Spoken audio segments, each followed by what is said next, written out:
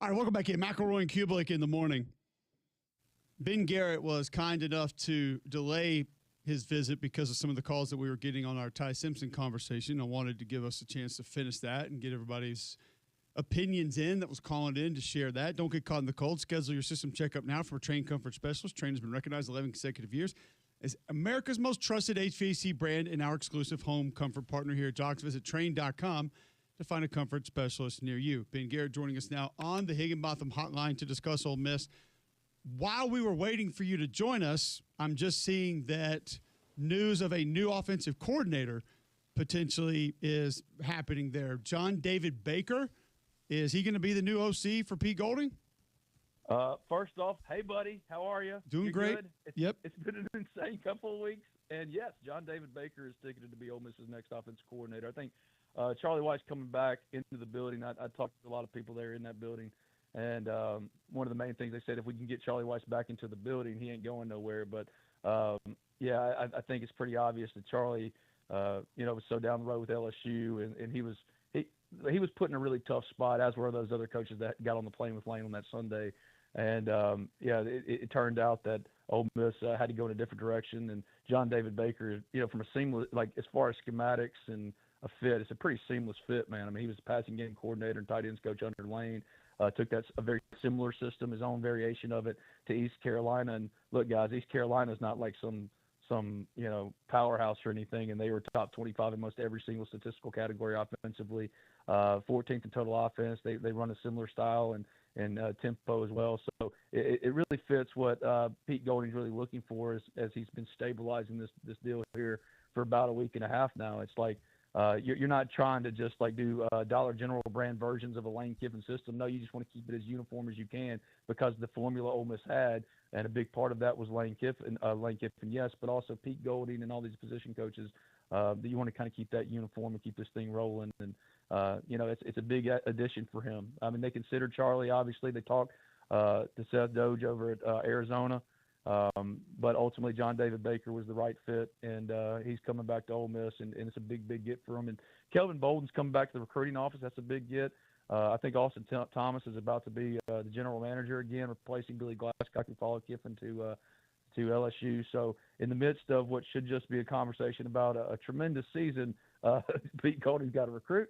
He's got to fill out a staff. He's got to prep him for Tulane. It's a wild, wild time, but getting John David Baker done is a big move for sure. But no yoga and no pickleball, No. So he's got plenty of time to do it. So he made that goal. Yeah. Pete, I mean, first of all you got to do is look at Pete and know he ain't going to go to hot yoga. You know what I mean? Come on now. No. I mean, this is a Mississippi cat, bro. I mean, he was for Delta State, born and raised. I mean, so it will be different in that way, and he's definitely going to use way more four-letter words in a 10-minute conversation that you can't take to church with you. But man, he's been exactly what this program has needed as far as just changing the conversation back to where it belongs more than anything else. And a number of players have reached out to me for the last 2 weeks, and man, they just said the relief just to be able to enjoy their accomplishment, what this used to be about, not just the cult of personality. I hate that Lane the end for Lane at Ole Miss turned out the way it was, because man, what an incredible run he had. And winning this fastest coach to 50 wins in Ole Miss history. He was a walking billboard and elevated Ole Miss just by being who he is. But the ending could have been handled so much better. Unfortunately, he's gone to LSU, and he doesn't get to coach in the playoffs as Ole Miss goes through it. But now Ole Miss can focus on the thing that matters as they get these other big-ticket items done. As you look, first of all, we had Lane on the playoff show the other day. I was like, get the dump button ready, guys. Pete's my guy. Come on, you know him. Come on, Greg, you know him. You know he's not a house cat. All right, we don't. We need to. We need to. He'll turn it up. I was a little worried he's gonna have a dip in during the show, but he held off for about the 5 minutes he was on with us. But he feels like as crazy as this sounds, like he feels like a better fit for the energy, the youthfulness. Like I think they're going to see maybe slightly better high school recruiting as a result of Pete Golding, maybe getting away from the portal a bit. Like how much will him being the guy adjust kind of their thought processes about roster building? That's a good question. It needs to be noted. Lane before Pete was 23-13 at Ole Miss. Not that wasn't great. Not that wasn't good, but it went up another level when he became the CEO of his own side and let Pete be the CEO of that side. Just completely, gave it over to him in that way. And that's why this John David Baker hire is so important for Pete. I mean, he needs the exact same thing. He needs a CEO of offense so that he can be the CEO of the team, yes. But, that's the thing about Charlie Weiss, man. You'd think you'd want to get away from Lane to be a standalone offensive coordinator. And unfortunately, that's not working out. But that Lane, whenever Lane is leading the team, you think that's Lane's offense. Just like when Pete's leading the team, you think that's Pete's defense. And when it comes to recruiting, you're absolutely right, especially in state, man. I mean, I think you're going to see an uptick there from transfer portal strategy and recruiting. Pete's been leading the way since October, honestly. Because let's be real, guys. I mean, this Lane situation didn't just bubble up over a 2-week period. I mean, he'd been ready to move as late as June, or as soon as June, right? He'd been talking about potential options after wins over Florida. I mean, after wins over teams, he's talking to assistants about Florida on the field. He considered Florida State, LSU. I mean, he was ready to move. So from a recruiting standpoint, a lot of that was muted or kind of fell to the wayside in certain ways because the focus was not on the product on the field and building and continuing to put everything structurally together to build a championship program. And they're on the precipice. They're single-digit wins away from winning their first title since the 60s. But for Lane, it was the Lane show, and understandable. You do what you got to do. But to retain 80% of their recruiting class, all of their defensive staff, to get some flips, and then to approach the transfer portal with Walker Jones walking in lockstep. He was the only move there, and you're right, that continuity is big for Ole Miss right now because had it gone any other way, man, it could have gotten ugly really quickly. So I think you'll see an uptick for sure. He's a personable cat. The players absolutely love him. I don't know if he's a better fit. Maybe he's just more like what the people used to see around here. I think Lane and Ole Miss was the perfect marriage, but the divorce was just really, really ugly. So after such an ugly and contentious and messy divorce, I think he's the perfect guy. He's the dad that stepped up more than anything else. You know what I mean? Like he stepped up and he's really rallied the troops in a way. And I think it's just a breath of fresh air from what it had been, because everything was focused on anything but 11-1. And Pete's put the focus back on that and kept the train rolling down the tracks, even without the main conductor, really paying much of attention. I'm just glad that people are beginning to see, like Greg, myself, Chris Doring, Roman Harper, like Jordan Rogers, us that have been around, and we've tried to explain to people like how much the ultimate ball guy Pete is. And I'm glad people are kind of getting to see that now. Like that's just exactly what he is. He's the only guy I've been in TV meetings with before and have asked to rewind because he lost me and didn't know where he was. I was like, you got to go back about a paragraph, Coach. I don't know what you're talking about anymore, but I guess it sounds cool. Nonetheless, we did want to get you on to discuss these assistant coaches that are coming over from LSU. Is this like a rental program? Is this just borrowed time? And how are the players reacting to this? That was my only concern earlier in the show when we talked about it, Ben, was I just feel like if I was a player, I'd be like, nah, dog, like you left. Like, yeah, we'll make it. We'll be okay. How is this being received, and what's the exact situation as far as what you know? That's a great question. And I've been talking to a lot of people, including some of those assistants that left, those assistants that stayed. It was an impossible situation, in my opinion, that Lane Kiffin put him in on that Sunday. Either get on the plane or don't come with me. You have Nancy coming with me. So in that way, I understand, like all those guys wanted to finish what they started, even the ones that wanted to keep their options open and didn't have a contract in front of them from Ole Miss yet to even really gauge what their options are. You know what I mean? All they knew is if I don't do this now, then what do I do? Some of them went. Some of them put pen to paper. And while they would have liked to have continued to keep their options open, held at gunpoint in that way, contractually, they had to do what they had to do. So I think players understand it from that end, especially because of the position coaches now in the world of college football, they're a head coach of their own room. I mean, the players know their position coaches better than anybody. I mean, a lot of these kids, and I've talked to them, had talked to Lane like once individually over multiple years. I had a transfer tell me that is now in the NFL tell me straight up. He was like, dude, he never talked to me. He talked to my mom once on our transfer visit in recruiting to take the picture for Twitter. You know what I mean? So the position coaches and finishing it with those guys that were part of those 5 a.m. runs, that weren't at hot yoga. They were at 5 a.m. runs. They were doing those up downs, the stadium steps, all that stuff. I understand that but there is a legitimate concern about allowing an SEC rivals, half of its staff, or 4 staff members, let's be fair, to walk back into your room, to walk back into your building, especially with the pre-portaling issue and how everyone does it, and Kewan Lacey and listening to Kevin Smith for another however many weeks, months. That is concerning. But I do think that Pete Golding, you got he said he's talked to each one of these guys individually. They understand the assignment, unless they're just being nefarious or just not going about it in a fair and equitable way. I think Pete Golding made it clear. It's about this team. He said, I'm not even talking about 2026, 2025. Finish what we started. And the flip side of that is people would say, well, then why not let Lane do it too? Well, I would push back and say it's a little bit different when the head man is walking to an SEC rival school. I still don't know if I love the idea of having 4 guys walk back into the building, but knowing at least 3 of those dudes and knowing what their initial intent was, they're not coming in here to screw Ole Miss. They want to go to LSU with them next year. Of course they do. But Pete Golding and I think that the staff that stayed, including Jake Schoonover, special teams coordinator who re-upped 2 days ago, John Garrison, offensive line coach, that didn't get on the plane, that were told they had to, and they didn't, and they still got pursued by Lane. I think those guys are having real conversations with the other ones, and it's in the best interest of Ole Miss. I don't care that's what Pete said to him. I don't care about a month from now. Right now, just focus on doing this job and doing it well for these players who've earned it, and not focus on cult of personality. Focus on 11-1. We'll see if it works out. It's risky in a way, but I think Pete, who's been running this program for weeks now, certainly deserves the opportunity, benefit of the doubt, to make that decision. He was allowed to make that decision. So in that way, I understand it. You defer to him in that way. He's the CEO now. Make that decision, but there is real risk involved, and I do think, knowing some of these coaches like I do, I don't think they're coming in here to do anything other than lead Ole Miss to a national championship run for the next month. We'll see how it goes.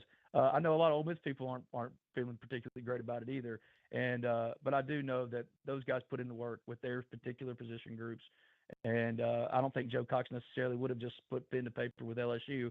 He'd have stuck around potentially at Ole Miss or considered it had he not been given that ultimatum. So I really blame Lane Kiffin for the whole situation, quite frankly, and it's unfortunate, but for some of these guys, they just want to finish what they started with their guys, and their guys stepped up and vouched for them in meetings with the athletics director and with Pete Golding. So in that way, you defer to the players and the coaches, because that's who it's about anyway, mainly the players. And if they're cool with it, hey man, go do your thing, go win a title. You know what I mean? But there is real risk involved, and I acknowledge that, and it's certainly been voiced by every corner of the Ole Miss community.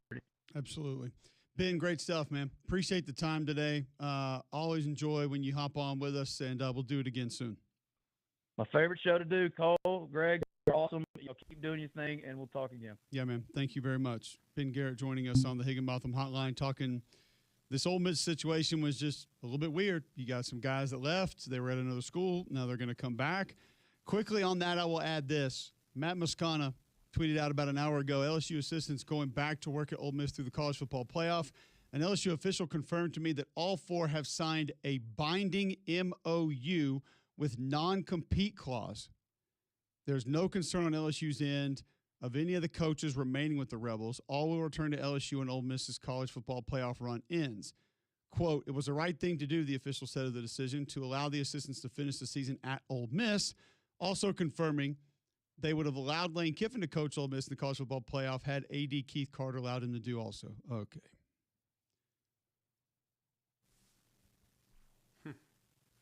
Semantics.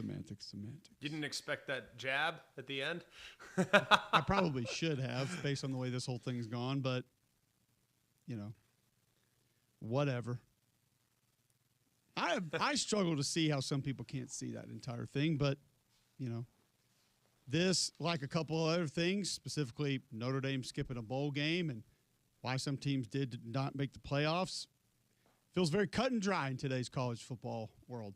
You're either here or you're there, and there is not much understanding of the other side. And that's probably why we love it so much. Find Ben on Twitter at Spirit Ben. Find his work at the On3 Sports Network where he covers Ole Miss. When we come back, wrap up today's show, maybe a bad box score of the day, next on Jogs.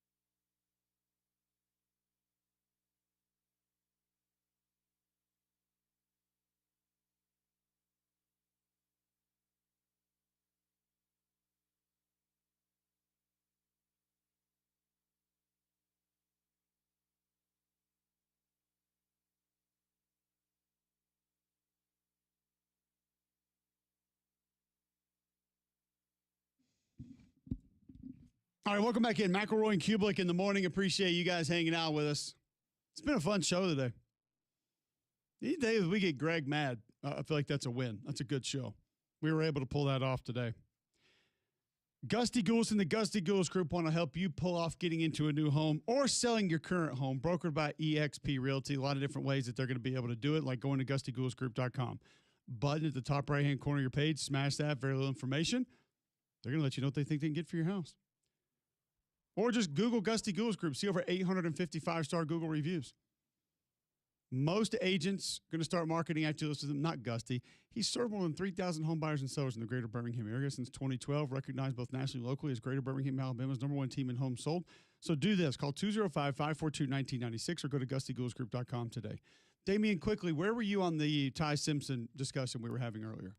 I don't think it's all his fault. I mean, like, kind of to Greg's point, he's running for his life. You can't really establish anything in the run game, so a lot of the pressure goes on him to have to make every single throw. I mean, yeah, he took a little bit of a regression as the season, went on, but A lot of the defenses were a little bit better. But when he needed to make plays, most of the time, Ty Simpson stepped up and made plays. 4th down against Auburn. Yeah. You think about there are a couple other games there that he had some massive plays at different points in the game. Are you prepared for an all-timer? Let's do it.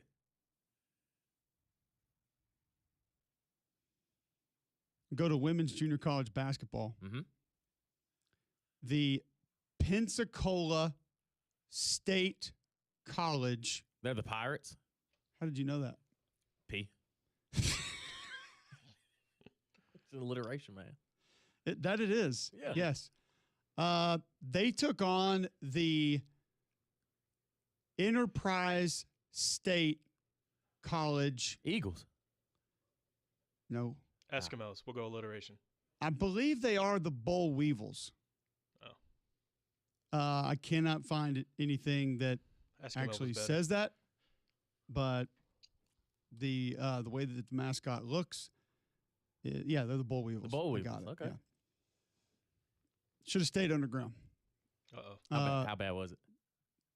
Pensacola State just snuck past Enterprise State Community College, 118 to 20. 118 to 120. I mean, that's not bad. It was actually 118 to 20 To 20. 98 points. in the game. Okay. They lost by 98 points. Pensacola State shot 43 of 78, 7 of 13 from 3, 25 of 33 from the free throw line. Oh, they were hot. Enterprise State shot the ball 34 times. How many did they make? 7 Okay. in the game. It happens. They shot 19 threes, How many Okay. of those did they make? just 2. Okay. 4 of 8 from the free throw line. How many turnovers? Well, 30. more than they had points. Okay, then. That's They always a scored problem. 20. They turned it over 49 times. Okay. So they doubled themselves up on the turnovers points. All right. See how that game went. The Rubik's Cube would not be okay with this score. Need an update. 49 turnovers. They were out rebounded on the offensive end, 29 to 4. Okay, so just they didn't want to be there. Fair. They didn't want to be there. It's Pensacola, though. Come on. We're back tomorrow. 3-man front is next.